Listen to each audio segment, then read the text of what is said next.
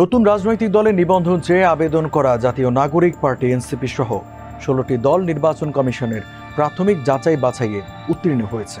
দর্শক, এসব নিয়ে এখনকার টিভিএস নিউজ আপডেটস, সাথে আছে আমি রঞ্জিত খান।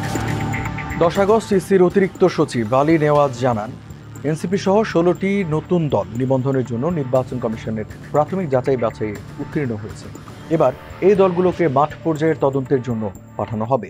ইসির সংশ্লিষ্ট কর্মকর্তারা জানান, গত 22 জুন পর্যন্ত 145টি দল নিবন্ধন পেতে 147টি আবেদন করেছিল। তবে প্রাথমিক যাচাইয়ে কোনো দলই শর্ত পূরণ করতে পারেনি।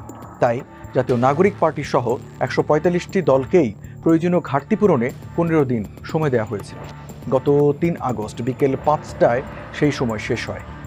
আইন অনুযায়ী নিবন্ধন পেতে ইচ্ছুক দলের একটি কেন্দ্রীয় কমিটি, 1/3 জেলা ও 100টি উপজেলা কমিটি এবং প্রতিটি কমিটিতে 200 ভোটারের সমর্থনের প্রমাণ থাকতে হয়।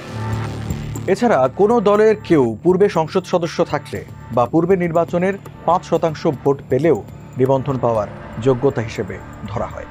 এসব শর্ত ছাড়াও বেশ কিছু নিয়মকানুন মেনে আবেদন করতে হয়।